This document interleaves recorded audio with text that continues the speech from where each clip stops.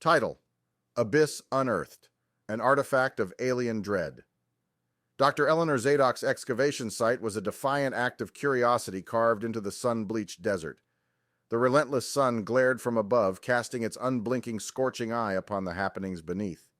The team moved as one. The laborers whispered rumors rustling through the still air like leaves whispering tales of ancient times.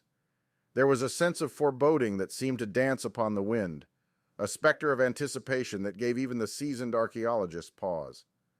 Dr. Zadok herself, a woman who had weathered years of rigorous scientific inquiry, could not shake off the unease that clung to her like a shadow.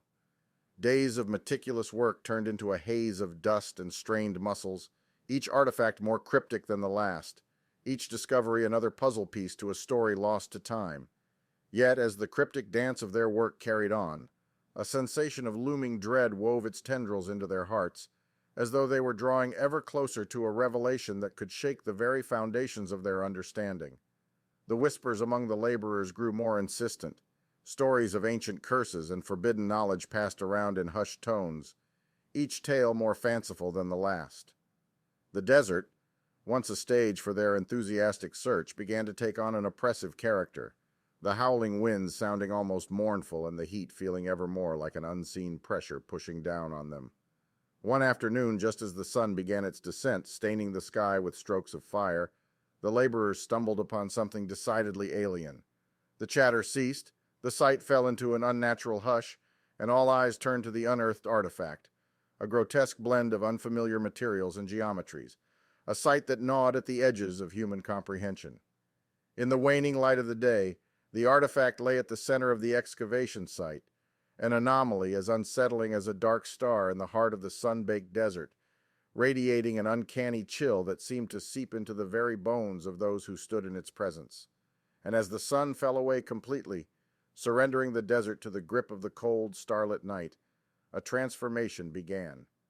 Under the pall of an unblinking, star-studded night sky, the artifact underwent a metamorphosis, as terrifying as it was mesmerizing. Its alien form shimmered and warped under the cold lunar light, fractal tendrils contorting and shifting in a dizzying spectacle, casting a dance of spectral shadows that imbued the surrounding desert with an unsettling rhythm of dread. The surface of the unearthed oddity took on a life of its own, with slick, smooth areas pulsating like the skin of a spectral sea creature, while the leathery, organic regions seemed to writhe and ripple as if breathing. The artifact glowed with an otherworldly luminescence, like a haunting beacon beckoning from an abyss of ancient, unnamable fear. The shadows cast by the artifact reached out like gnarled fingers towards the onlookers, the shifting patterns an uncanny imitation of a cosmic language too complex and terrible for human minds to comprehend. The desert, once a sprawling stage of lifeless sand and relentless sun, now felt alive with an ominous presence, a spectator to the chilling spectacle unfolding within its heart. As they watched, a cold sensation enveloped Dr. Zadok's team, as if the desert night had breathed a sigh of frozen dread upon them. The laborers fell silent, their whispered tales echoing the dread that had now made the site its home. Even Dr. Zadok, whose lifelong commitment to science and reason had been her shield against superstition and fear, found herself unsettled by the transmogrification of the unearthed relic. Its transformation held an enigma that echoed the limitless void of the cosmos, an echo of the dreadful reality that we were merely insignificant motes in the grand dance of existence, the harrowing possibility that the universe teemed with beings and civilizations as alien to us as the artifact itself seemed less distant, more palpable. As the night grew darker, the eerie light from the artifact pulsated more intensely, casting the sight in a spectral tableau of dancing shadows and chilling light. It painted a scene as hauntingly beautiful as it was horrifying, the ethereal glow appearing as a ghastly celestial body caught within the artifact's heart, throbbing to the tempo of an unheard cosmic symphony.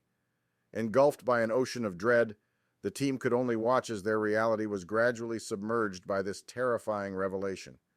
It was as if the night itself had become an abyss, a vast cosmic canvas on which their deepest fears were painted, drawn from the unearthly artifact that lay before them like a star torn from its cosmic home, now ensnared in the cold, harsh reality of their own mortal world.